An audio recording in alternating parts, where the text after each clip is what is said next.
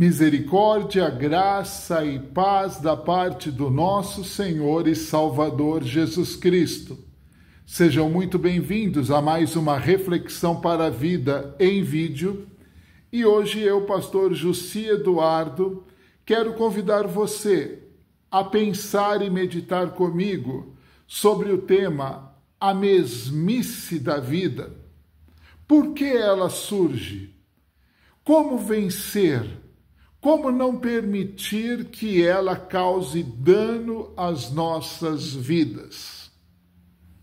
Mas antes eu quero dizer para você muito obrigado, você que tem assistido, você que tem compartilhado este vídeo, você que se inscreveu neste canal e você que quiser se inscrever, sinta-se à vontade. Aqui nós não trabalhamos por números e nem esperamos lucro de nada.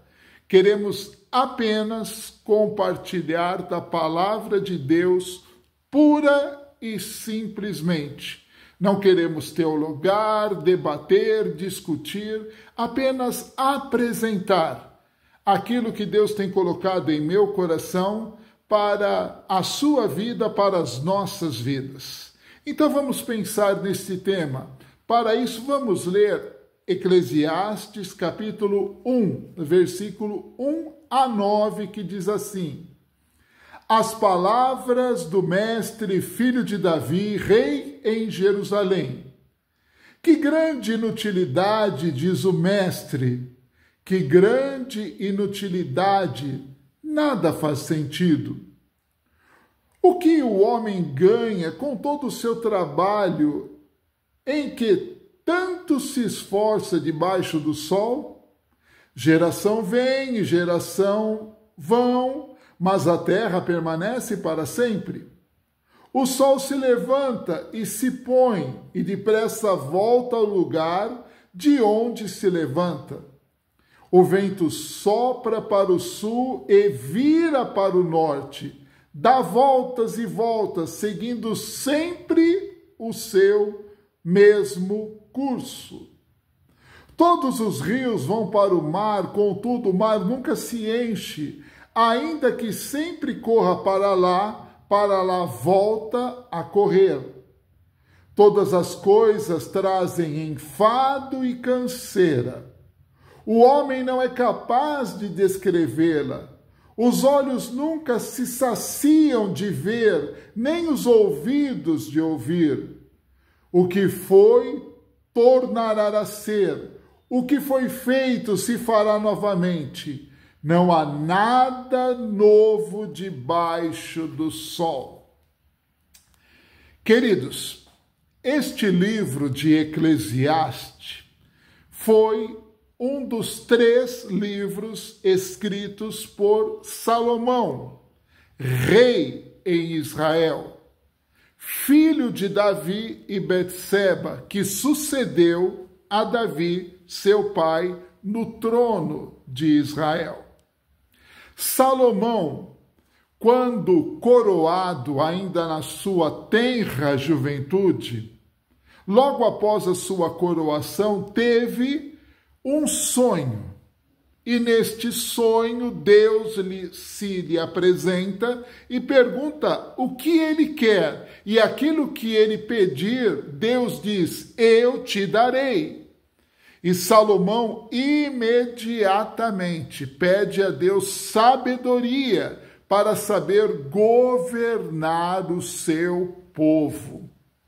E Deus, diante daquele pedido, diz que daria a Salomão não somente a sabedoria, mas daria prosperidade e continuidade de paz em todo o seu reino. Tanto é que o reino de Israel se alargou nos tempos de Salomão em paz, sem precisar derramar sangue ou então entrar em uma batalha. Salomão foi ricamente abençoado por Deus. E uma das bênçãos que Salomão pôde computar na sua vida foi poder realizar o sonho que o seu pai tinha e foi proibido de fazer, que era a construção do templo de adoração ao Deus eterno todo-poderoso. Salomão recebeu a autorização de Deus, Salomão recebeu as instruções, Salomão tinha todo o material e ele construiu um belíssimo e grande templo para que a Arca da Aliança habitasse, Deus estivesse presente no meio do seu povo e o seu povo pudesse louvá-lo, adorá-lo e prestar-lhe culto. Salomão verdadeiramente alcançou destaque no mundo inteiro. A Bíblia diz que reis vieram de longe, a própria rainha de Sabá, uma das rainhas mais importantes daqueles tempos, veio do seu reino para conhecer e se deliciar com as palavras e com a sabedoria de Salomão. Como disse, Salomão escreveu 3 livros que estão na Bíblia Sagrada, além de um pouco mais de 60 salmos. Os livros que Salomão escreveu foi o livro de Cantares, ou Cântico dos Cânticos, enquanto ele ainda era jovem. O livro de Provérbios, possivelmente ele já estava na sua maturidade. Mas este livro, em especial Eclesiastes, ele escreveu quase no final da sua vida, já na sua velhice.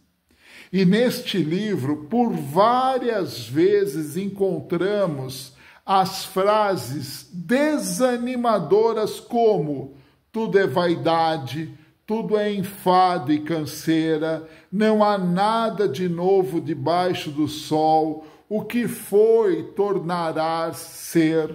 E Salomão aqui logo no início dá alguns registros de uma pessoa dizendo que nada acontece de novo neste mundo. Tudo é igual, a chuva cai, vai a água para o rio vai para o mar, no mar existe então a questão de subir as águas através da evaporação para as nuvens, depois chove de novo, o sol nasce, se põe, o vento vai, volta, as estações do ano são as mesmas, o homem trabalha, faz tudo igualzinho. Agora há pouco, antes de vir aqui para a capela, passei por um quarto onde estava sendo limpo e a jovem que estava ali trabalhando disse: o ruim do trabalho doméstico é a mesmice de todos os dias. Mas a mesmice não é só no trabalho doméstico. Segundo o que Salomão relata, a mesmice é em tudo o que se faz, em tudo o que se vive, em tudo o que se pensa em fazer. Como ele mesmo diz, não há nada novo, o que é já foi e o que foi voltará a ser. Mas por que Salomão chega no final da sua vida com toda essa tristeza, essa angústia, essa amargura?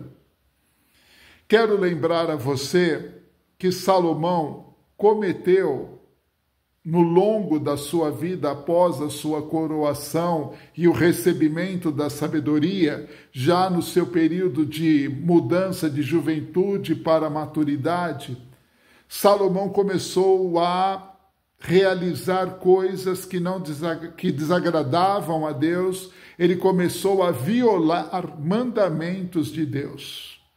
E a Bíblia registra 5 mandamentos que Salomão não se atentou e cometeu contra o Senhor. Encontramos lá em Deuteronômio 17, do versículo 16 a 17, como um rei, como um governante de Israel deveria agir e viver. Primeiro, não juntar muitos cavalos. Segundo, nunca permitir que o povo voltasse ao Egito para adquirir cavalos ou mais cavalos.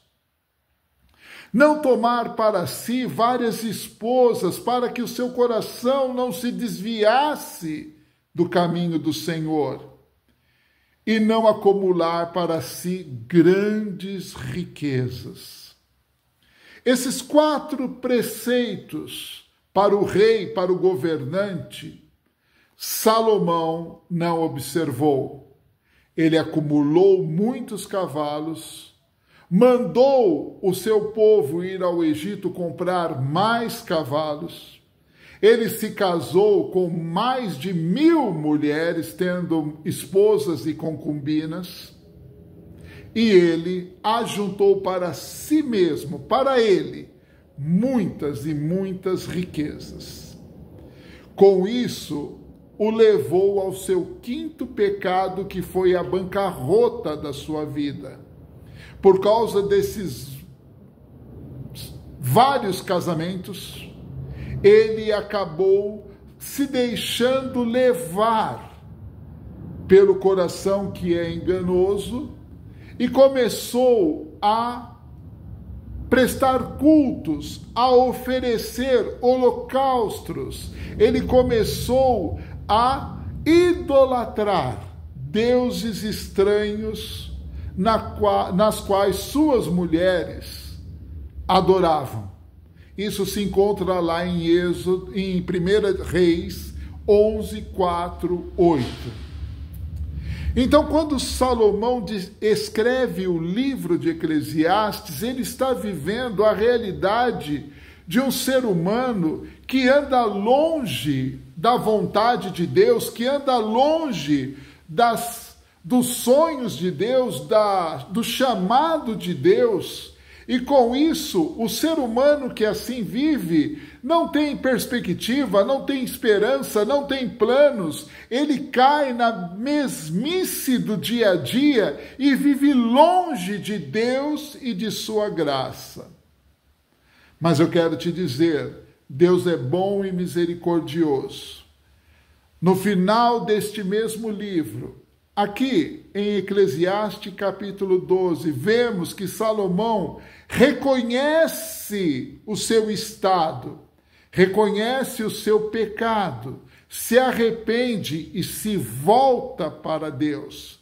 Eclesiastes 12, 1, 13 e 14 diz assim: lembra-se do seu Criador nos dias da sua juventude, antes que venham os dias difíceis e se aproximem os anos que você dirá, não tenho satisfação neles. De tudo que se ouviu aqui, esta é a conclusão. Tema a Deus e obedeça aos seus mandamentos, porque isso é essencial para o homem. Versículo 14, pois Deus trará a julgamento tudo o que foi feito, até mesmo tudo que está escondido, seja bom, seja mal. Querido, Deus é fiel à sua palavra. Quando ele diz lá no Salmo 51, 17, que há um coração quebrantado e contrito, ele não despreza, é verdade. Quando ele diz que você e eu, ao pecarmos, confessarmos o nosso pecado, ele é fiel para nos perdoar o pecado e nos purificar de toda injustiça. Quando ele diz lá em 2 Coríntios 5,17 que ele faz nova todas as coisas, Deus é misericordioso e grandioso para fazer isso todos os dias nas nossas vidas. Basta que reconheçamos que ele é Deus e que nós dependemos única e exclusivamente dele e que andemos segundo os seus mandamentos, vivendo a sua graça misericordiosa. E por isso, terminando esta mensagem, eu te dou um conselho. Você que está cansado, desanimado, abatido, Você que está sem esperança, você que está machucado, ferido, independente do que você tenha feito ou do que alguém tenha feito contra você, saiba, Deus é poderoso para perdoar todos os pecados, sejam eles, na nossa ótica, grandes ou pequenos. E Deus está pronto a fazer nova todas as coisas por sua vida. Eu clamo a você, busque a Deus, entregue-se a Deus em Jesus Cristo como único e suficiente Salvador e Senhor. E você verá uma nova perspectiva, que mesmo que o mundo continue nessa mesmice, você viverá o extraordinário de Deus todos os dias para a glória do nome dele e para o nosso bem-estar. Paz e bem a todos, que Deus continue abençoando a sua vida e da sua família, e até a próxima reflexão, se Deus assim o permitir.